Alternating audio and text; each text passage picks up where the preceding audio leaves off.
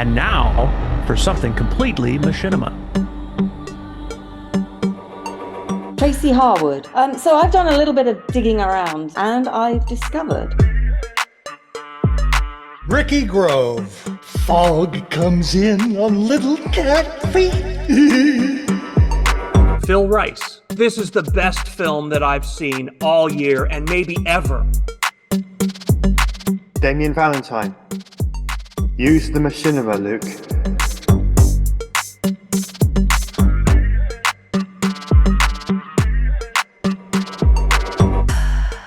Hello, and welcome to another episode of And Now for Something Completely Machinima. Ricky is off climbing a mountain, and we look forward to seeing his progress there.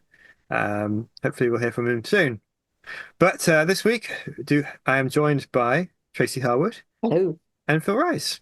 Hey there. This week we're going to be discussing a film, and it's Phil's pick for the month. So you've chosen something quite intriguing, and I'd like to hear more about it. Yeah, so this is the film is called Fragile Harmony, and it's made by a YouTuber named Logan. And this one is unusual in one primary regard, and that is that it was actually sent to us asking for our feedback. And that's not normally how films make their way into our picks. We do get asked for feedback sometimes, and we give it when we can, but this one came in, and he was specifically asking for that, and so I basically said, yeah, let me handle this. I'll take care of it. And then I went and watched the movie, and I thought, oh, okay, I want to talk with you guys about this because there's some interesting stuff going on. So yeah, it's called Fragile Harmony.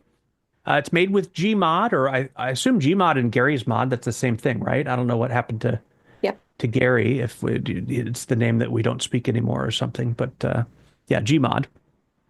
And this was entered into a contest of some sort that I'm not familiar with, but it was called the 2024 Crowbar Productions Machinima Mayhem.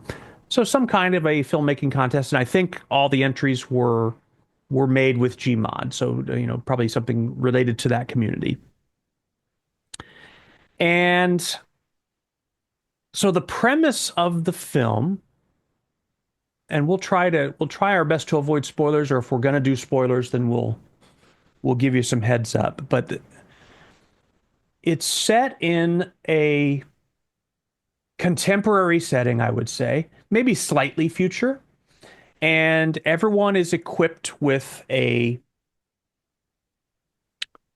basically it's Siri of whatever era this is, some kind of a chip, or it's your iPhone is now implanted in your head. So it's kind of classic Philip K. Dick kind of Black Mirror type of sci-fi. And it very much in the vein of either one of those story sources. Black Mirror is the one I think of. Things don't go particularly well with that. And that's not immediately apparent until about 10 to 15 minutes into the film, when things take a bit of a turn. And for the first 10 minutes or so of this film, it's just kind of setting up the world that they live in, and it's just regular conversations and people going about their day, and there's some kind of artful ways, I feel like, that he's showing how this device, that everyone seems to have one of these, is how it affects their lives, how they get things done in that world. And yeah, then something goes very wrong, and people start behaving very strangely. And you kind of get the impression that it may have something to do with the effing chip in their head. You don't know, but and society basically falls apart, essentially. That's what's going on. So I just really enjoyed the way that it was presented. Are there things with pacing that could use some tweaking? Absolutely. This is not this is not a perfect film by any means, but it's very much a machinima film. And if you've followed this show, then hopefully that means something to you. Machinima is not usually an adjective that's as loaded as I'm making it there, but this really feels like a machinima film, and I mean that as a compliment, as a as a real specimen of this genre, one that I think Ricky would really like it, even if I don't know how he would feel about what the success level was of the execution, but the conceit of this, the premise of this, the attempt, I think Ricky would really respect it because he likes short sci-fi stories, and that's really what this is. This is a short story that you could easily find in, I don't know, a Ray Bradbury anthology, or a Philip K. Dick is who really comes to mind, because a lot of his had to do with these, near future role of technology type stuff. I just really enjoyed it, and it's got some warts, in terms of production values, and there's we could get into all kinds of stuff about, okay, is this or that sound mix or voice level perfect? No, it's not. But I really enjoyed th that this was a thoughtfully put together piece. Like it's clear that this wasn't just thrown together. There was a lot of thought put into the telling of this story, and it made me realize and remember that there's just not it's not the norm for a machinima film to make you feel something. And I don't mean that as as this broad lambasting of the whole genre at all, but it's just, Machinima's really good at certain things, typically. There's comedy, or if it's made in a modern engine, and then there could be a sense of awe, or there's action that's really good, but to actually make you think and ponder and reflect on yourself and on the world and on our relationship to these devices that we all use, that maybe aren't quite like the ones that they use here, not yet, but it's clearly a society that doesn't seem all that foreign to us. It feels like a not too distant cousin of how we're operating in the world. And then for the most part, general helplessness that the people of the society in this movie portray when confronted with catastrophe feels eerily familiar. That's how it would be, that we wouldn't, our society generally wouldn't know what to do either. We would be deer in the headlights, frozen. It's just wonderfully made. I have no idea what the age of the filmmaker is. I think it's probably safe to say that he's younger than me, because most people are. But it's a very mature lens that the world is looked at through this film, and I really enjoyed it and was impressed with it, and I'm really curious to hear what you guys have to say. I kind of came away with a very similar opinion of it as you did. Now, this film is very rough around the edges, and despite that, I really enjoyed it. It pulled me in, and there are moments where I had very strong emotional reactions to things, like the scene with the door, which is all I'm going to say about it, because I don't want to give any spoilers away. And I think, you know, there's no lip sync to any of the characters, and that brought back memories of early Machinima. Right. And the camera work's very Machinima style, and the way it's put together, very Machinima. And like you, Phil, that's a compliment, because you don't see too much of that anymore with some of the films you look at. They either have very static cameras, or they've mastered the camera controls in a very cinematic way because they're using something like iClone or Unreal, where you have that perfect camera control. Um, and that's not an insult to this filmmaker here. It's because he's using um, the Gmod. It doesn't have that kind of camera control. You have to control it yourself with the mouse. And what he's done is he's used it to the best that he's able to, and he's put together this story that is really fascinating, and it does make you think and stop and think about, how people use it.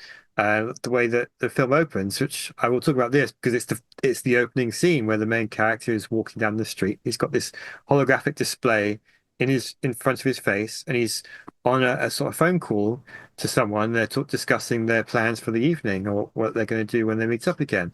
And you can see from as the camera changes, there are other people walking around the street, having exactly the same thing. Screen in front of them as they're walking along, and they get to the character that wants to cross the road, and they're saying, "Don't cross the road."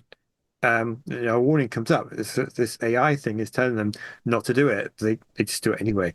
Luckily, nothing happens to them, but you could imagine that people looking at their mobile phone and not looking where they're going because they're so busy talking to or reading whatever messages they've had.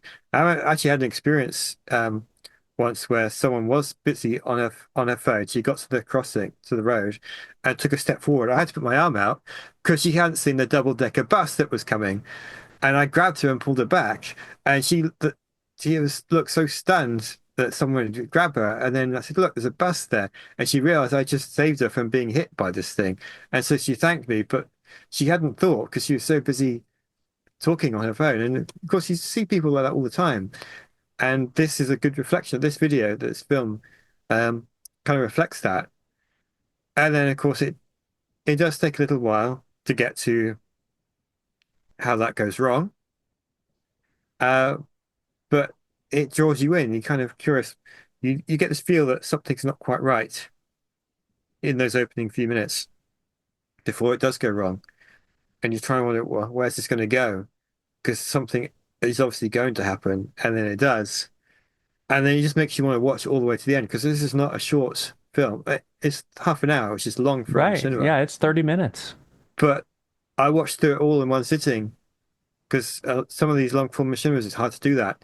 I didn't feel like half an hour had passed when I got to the end. And um, I stopped, I thought this was going to be very rough, and because of the way it opens, but this was such a great film, and I thoroughly enjoyed it, and I want to see more films from Logan. Um, you do need to work on your pacing a little bit, but other than that, I don't really know what to recommend because I think you've got some real talent here for storytelling and for machinima. So it'll be interesting to see what you can do next. Yeah. Before you dive in, Tracy, I want to pose a question to you, Damien, and maybe Tracy, you could answer it too, and then segue into your overall commentary. But it's a question I've been asking myself. If I had just encountered, if this film had just turned up by the algorithm in my feed or whatever, and I didn't know anything about it and just sat down to watch it. You remember when I put it on our board for us to look at, I says, "Hey, if you're not going to watch the whole thing, at least make it to, 13 minutes in or so," I think is what I said. Because that's when a major turning point happens, right? If I hadn't told you that, or if we hadn't committed to watching this for the purposes of giving feedback, would you have made it that far? It's a question I'm asking myself. Maybe there's not an immediate answer, but like I really wrestle with, would I have made it to minute 13 if I just started watching this at random, didn't know anything about it? Honestly, my gut feeling is probably not. And it has something to do with that pacing, which to Logan's credit, when he submitted this to us with a letter, and he mentioned that as one of the things that he already had identified as an area that needs some improvement. So that's part of the reason why I feel so comfortable just throwing that out there as because I don't think he's going to be devastated by it at all. But I, yeah, it's the pacing is really important at the beginning in particular. How to correct that, we could probably talk for 3 hours coming up with ideas on that. But yeah, there's something to be said for hooking someone a little bit earlier in things so that when you get to deliver that punch at minute 12 or so, more people get that far and enjoy that because it's quite a punch. And from Yeah. that point forward, I had no trouble. Like you said, Damien, I had no trouble staying with it to see where's this going to go. But up till then, there was a point, maybe 5, maybe 7 minutes in where I was kind of like, well, I said I'd watch it, so that I'm not saying that to be mean at all, but just being straight up honest. My So I think there is something to be said for that, and to hook them good and early. And mind you, there's plenty of shows that are on television right now or on streaming on Netflix, Amazon, whatever, that have the same issue. My wife and I will sit down. Well, we don't know anything about this. Let's give it a try. And you know, 10 minutes in, it's like, are you at all interested? Do you care at all about what we're... No, I don't. We move on to something else, right? So even the pros have trouble nailing that. there was But go ahead. as well to talking about the pros first. The the new Daredevil revival show is currently on Disney Plus. Right. Right, during the writers and actors strike, they looked at what they had already made and they scrapped it. Well, they kept some of it, but they basically overhauled the show because the first 4 episodes, he does not put on the superhero suit or do any kind of superhero stuff at all. It's entirely courtroom drama.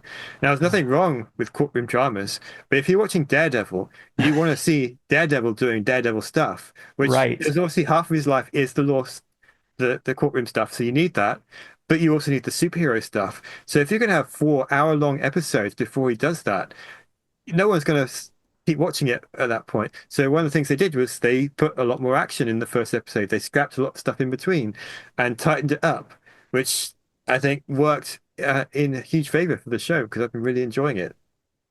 So, but as far as this film goes, I would probably start looking at the comments, which are very favorable, before I gave up on it. After like, if nothing really happened after 5 minutes, I'd look down and say, is this worth sticking with? And it'd probably also depend on the frame of mind I had as I was watching it, um, and that kind of stuff. So I don't know if I would have stuck with it or not Yeah, because I know it's it's hard quite to answer for subjective. sure because Yeah, it's hard to imagine us encountering this movie any way other than how we did, right? Which yeah. was kind of presented to us with a request. So, but But yeah, it really made me think that but just to I guess reinforce the comments about the pacing. Yeah. if I had looked down at these comments and they're all favorable, I thought, okay, I will stick with it a bit longer and see what happens. But it can be tricky. Mm. Yeah. I wouldn't have stuck with it. I'd be perfectly honest with you. I'd have got 5 minutes in, and that would have been me, and I would Yeah. have moved on. And I would have moved on because I wouldn't have been able to determine what is actually going on in this quickly enough. And I wouldn't have been able to pick up from the comments either exactly what was going on, or even the description. Um, and the title doesn't give it away either. Right. I tell you, with you having picked this, I was determined I was going to watch the whole thing, even though you'd said if you only want to watch to the 13-minute marker. By 13 minutes, I was well and truly fed up with it, I have to say. However, at that point, that you should have said start at 13 minutes and then you'll, because the rest of it was really good. I've got some other comments, though. I'll go through my comments and then, let's see where we go with this. Because Right. on reflection, I want to revise what I've just sort of said. Okay, so first off, I had a look at, because like you, I hadn't heard of this Crowbar Productions Machinima Mayhem contest thing. So I looked it up. And it's a, Crowbar Productions, which is a Discord channel that's run by somebody called Xander and a few others, had put on this machinima contest, which they'd called the Apocalyptic Summer, which was run last year on Discord and with a bunch of rules and regulations, which obviously none of us would have seen because none of us are particularly involved with either Garry's mod or this particular Discord channel. Anyway, the theme of this was that all the films must adhere to the designated theme of zombie apocalypse or wasteland apocalypse. Oh, I had no idea. Yeah. The films must be created in Garry's mod, Source Filmmaker, or Blender. And the films must be at least 8 minutes long and a maximum of 55 minutes long, which is a lot longer than most machinima that we really review. I mean, most of the Right. machinima that we look at, it's rare to get to a 6 minute long machinima, isn't it? So it's already quite a bit different in the brief, I would say, than most stories. And I would say, to me, when I read that, I was thinking, oh yeah, okay, that explains why that introduction was just so long and tedious. Because how else are you going to fill 30 minutes or 50 minutes or whatever it is you're trying to do, unless you drag it out a bit. And then it said all submissions must be original works, and there can be no more than 5 people on a production team. All of which, obviously this complies with. This was the winner of the contest. And I believe it included a film festival which took place over a few weeks, maybe a couple of months, as they were shown nightly, daily, or whatever, or episodically, in September and October last year. So it ran, I think the call for it ran during the summer, and then it got extended, and then it ran over a period of time. So there's clearly quite a community thing on this Discord channel. Several hundred folks in there, and clearly quite a few films submitted to it. I didn't actually get around to watching any of the other submissions, I'll have to say. Now, then, sort of having looked at that, I was thinking, right, okay, let's go back to the description then. Because with sort of sitting watching it, you can't just sit and watch it. It's tedious in that first 10 minutes. But the description worked quite hard for you, I think. It definitely, you definitely needed to read that description, because without it, that first 10 minutes is slow to the point when you do actually switch off. Plus, in that first 10 minutes, there are such a lot of characters. And you don't really understand what the differences are between them. And it doesn't really matter what the differences are between them, although it does a little bit later on. But because there's so many characters, and because you don't know what they're doing, and because there's all these different voices going on all at different levels and what have you, the clarity of what's going on just is a little bit lost in that first few minutes. I think it just needed to work a little bit harder to help you understand that preliminary context a little bit more, because it really sets that film up. It's quite a significant 10-minute start. Could it have been shorter? Maybe, but what it does actually is really important to the story. What it does so well is help you understand the monotony of the environment these characters are living in, and that's kind of a critical point. The description says, in a society that prides itself on subduing tensions between humans and machines. Well, okay, so the humans and machines are actually the characters.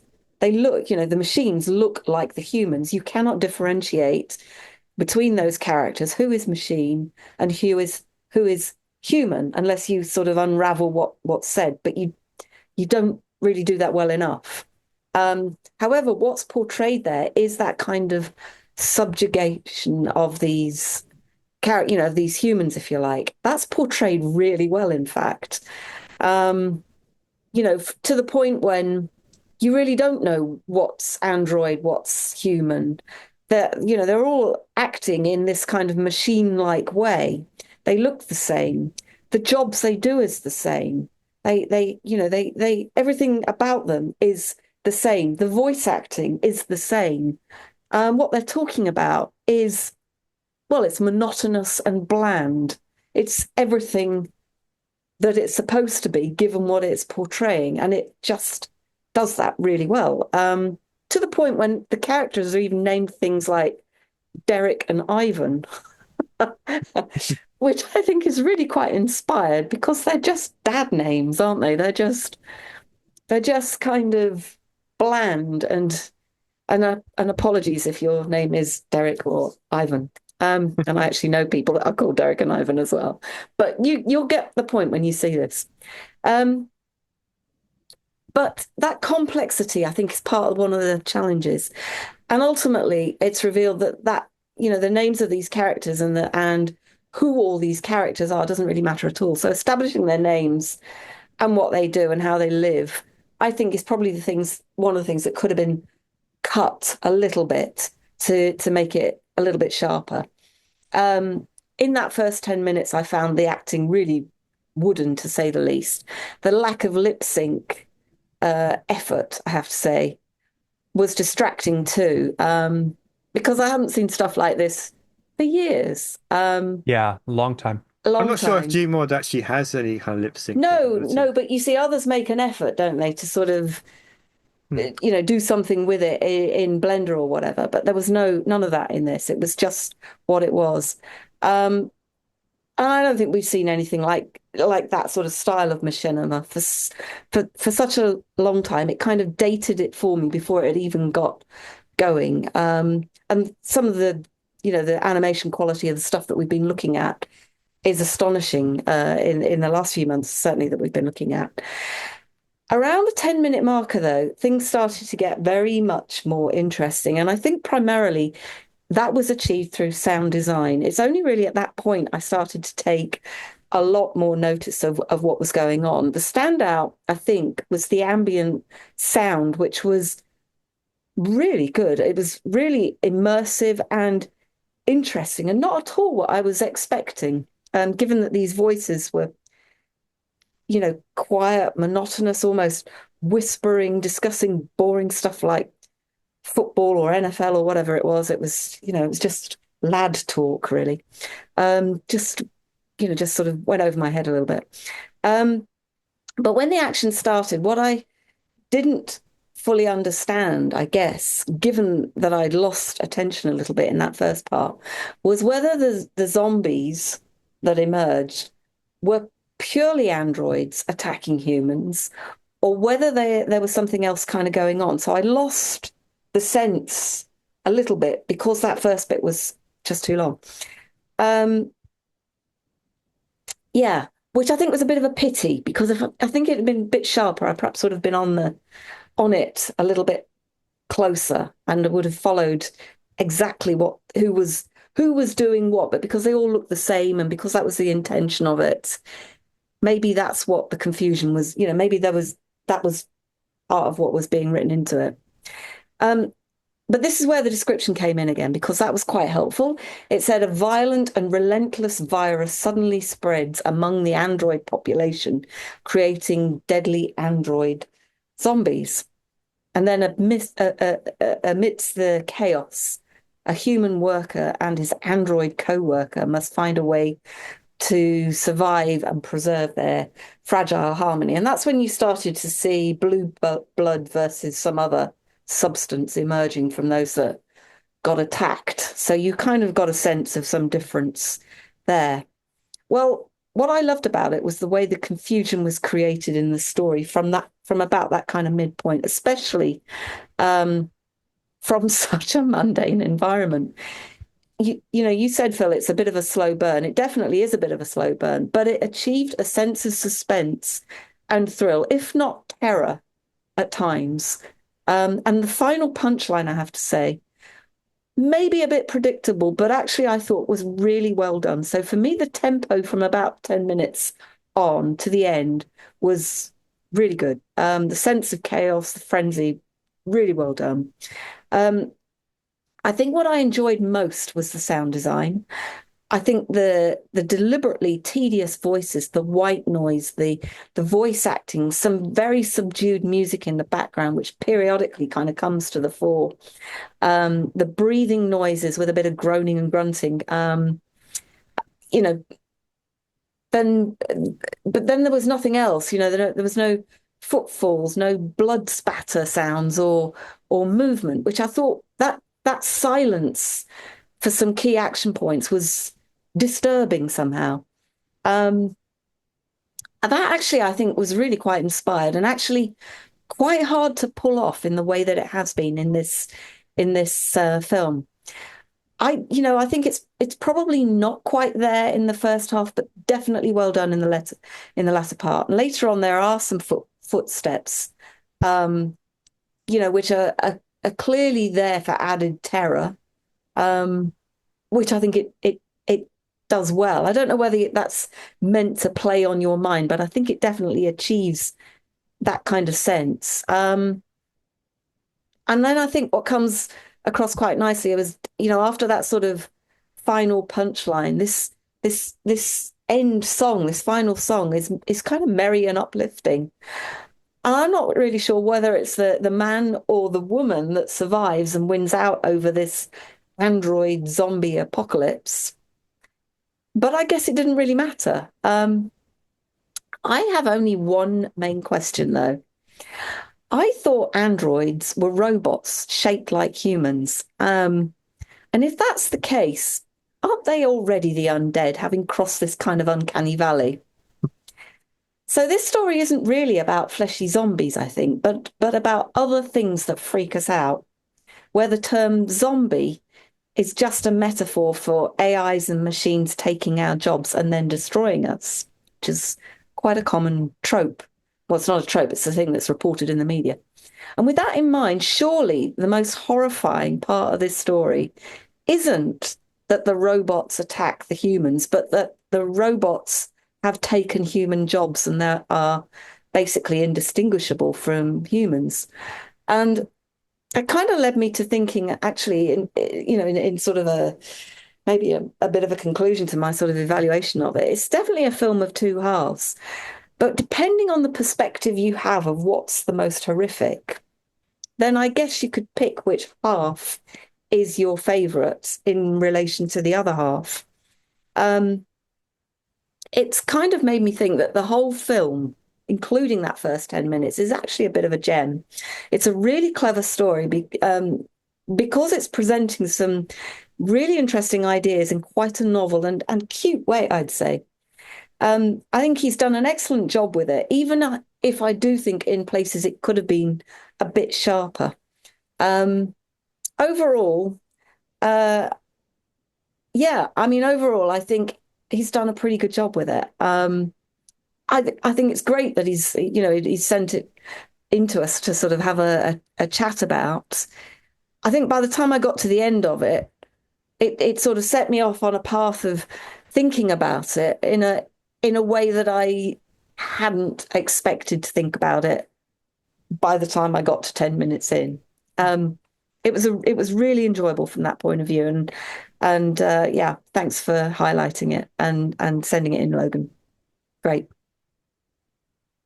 Yeah, I think we were all quite pleasantly surprised by how much we enjoyed this film. One piece of advice I'm going to give to Logan for this particular film is you've got the thumbnail picture of the main character's face looking scared. That's good, but another way to draw people in might be to do something more with the thumbnail, like maybe put the award you won for it, like you're the winner of the contest, on the actual thumbnail, because that makes people think this won something. I want to know why, and so they will stick with it to that early. That's a great idea. Yeah. Yeah. Yeah. So do something like that. You keep the actual picture, just add a little bit of text or something to draw people in. That might be worth something to consider. But yeah, Logan, I think you got some talent there, and it'd be interesting to see what else you can do next. So when you've made your next film, please send it in to us to have a look at, because I think we'd all like to see what you do next. Would you recommend he re-edited that first section or leave it as it is? Leave it. Hmm. I'd leave it as well. Yeah. It's an essential, even though it is a little bit too long, it's an essential part of the story. Hmm. It's Um, weird because you don't realize that it is until you've Got to the end. gotten further along into the movie. Hmm. yeah, You're right. When you're experiencing it for the first time, there's this sense of, oh, come on, you know? Hmm. but that is But you're kind of the right. point. It when you reach that certain point in the movie, it's like it recontextualizes what you saw in a totally different way. And it's like, oh man, it's I wouldn't know how to tell them how to you certainly can't shorten it down too much. Hmm. It's the establishment of that pattern of inaneness Hmm. that then gets broken and disrupted. So Hmm. the break wouldn't it would lose its impact if the basis wasn't there. Yeah, it's really strange Hmm. that is true, but it is. Yeah. Um, yeah, for me, the thing that I wish that the film had more than anything. I mean, there's soundscape wise, yeah, there's some consistency issues there, and I'm not sure, Tracy, you mentioned some of them and thought maybe they were deliberate choices, and maybe they were. Hmm. Um, and if so, that would change my opinion on that. But the lip sync is really missing. Like I missed it. That's what I mean to say. Yeah, me I too. really missed it because I think the body performances of the characters were appropriate for the story, like very much, even though they were kind of stiff and a little bit robotic, but that worked. That works, you know. But yeah, it's tough with a to in 2025 to look at a face and hear the talking and not see the lips moving. Um, I so think that's when I technological started. challenges of it aside, it takes some it takes a willingness on the viewer's part to just suspend the want for that Hmm. in order to really enjoy the movie. I Um, think and people, there's plenty of people who will do that, who will just suspend that and go, okay, I can live without it. But there's many who won't, who feel too disconnected from things to let the story grip them. And this is a story that this is the kind of story that deserves a chance to really grip the viewer, you know? yeah. So anything that's in the way of that, and I'm not suggesting go back and retool this, but I'm saying when you're looking for future stuff, there's probably a tool set, whether it's Source Filmmaker or something like iClone or even Blender, where you can tell this quality of story even more effectively. There must And then be a just mod as well, mustn't there? I would have thought. yeah. I mean, clearly the engine is capable of it, and all those characters, the character models are capable of it. It's just that Gmod doesn't have controls for that, you know. So it does it makes it hard. What So I would suggest is something I did with one of my early projects is I had a story.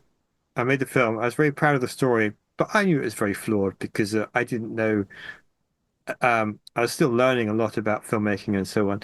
So what I did is, many years later, when I'd expanded my knowledge, I remade that film. Um, I know this is not like Hollywood where they remake films that are, a classic film would be remade and the remake is terrible. This is my own film. I really like the story. I can tell it better than I did before. sure. Um, so some advice I'd give to Logan is in a few years' time, when you've made some more films, you can come back and retell this story.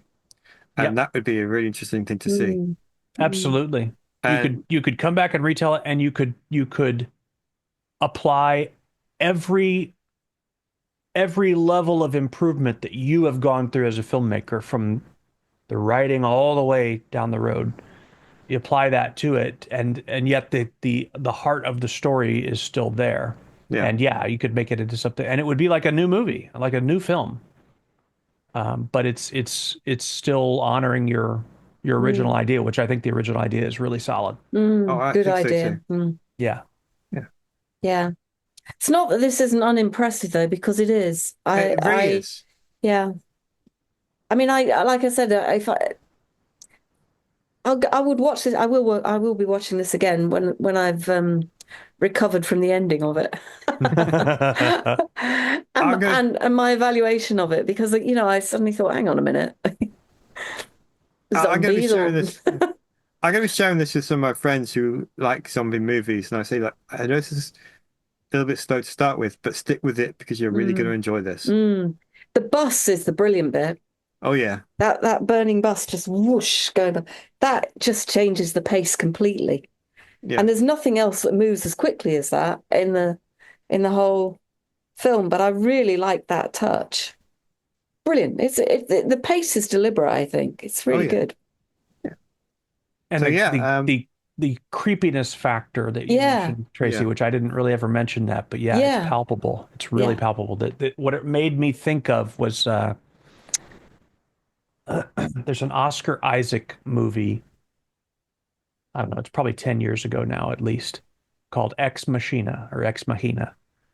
And he is this Zuckerberg slash Musk type, I've seen the uh, film. Yeah. techpreneur. Yeah, yeah. And there's a moment where the android, if you will, the AI, you can call it whatever, but this non-human thing that looks like a person first gets its freedom and then starts behaving, and it's like all of a sudden you realize, oh, this thing has no sense of what we would call morality at all. None. It just it'll just murder, and it's not even murder to the thing, you know? And it's just a horrifying moment when Yeah. you realize that. And of course, you're realizing it with him, as his creation has turned on him. Mm. But it's not vengeful. It's you're nothing to this thing, you know. And so it's a really creepy moment Mm. in that movie, and very graphic as well. And it kind of it's similar feeling that I got in moments with Mm. this one, where just when you get this sense of what you're up against here, and that it doesn't care, you know. Yeah, you hit an uncanny valley with it, Right, right. but which is I think that's the point in the first 10 minutes, Yeah, I do too. which it's very clever. I'm thinking, would I remake this? No, I don't think I would. I would just warts and all, I think it's good. Yeah, Mhm. I'm impressed with this. I I loved your comparison, by the way, of basically characterizing the android as essentially the living dead. That's Yeah. brilliant. I've never heard those ideas juxtaposed that way, but it totally works. Oh Yeah, yeah, there's articles about that as well. that's wild. I That's love it. a that's kind of a well-known trauma. And Damien, that story that you told about pulling that woman out of an oncoming bus and what have you, that's a classic zombie syndrome thing where people are just zoned into whatever it is they've Yeah, got going on their machines and what have you, and yep, they're nothing but zombies. They might as well be dead to the rest of the world because right. they're just there in body. They're not there in any physical capacity other than just in a meat space, really. Yeah, and Right. this was when that happened, it was the early days of smartphones where not Mm, many people had them yet. So, mm. so you'd I've done already it got hooked myself, I in. have to say, Hmm. stupidly. Yeah. I see people driving now regularly, driving their vehicle, not just at stoplights. That's bad enough, but while they're driving, It's sitting Is it? there, actually one hand on the wheel and one hand. It's totally illegal, hmm. but it's just all over the place. Yeah. Like Scary. how the roads are not just filled with Carnage. fatalities. I have Mm. no idea. Hmm. It's just crazy. Yeah. Anyway, Yeah, great well, pick. I really enjoyed it. Thank you. Thanks for submitting it, Logan. We Look really forward to the appreciate it. next one. yeah. Yeah. Thank you, Logan, for sending us this because I think we all really enjoyed it, and we look forward to seeing what you do next. So, yeah, thank you for sending it. So that's going to wrap up this week's episode. Thank you for my co-hosts Tracy Harwood and Phil Rice. If you've got any feedback about this film or us or anything else about the show, please send us an email at talk@completemachinima.com, and you can see our website and blog at completemachinima.com. And from me, that's it. See you next week. Bye bye.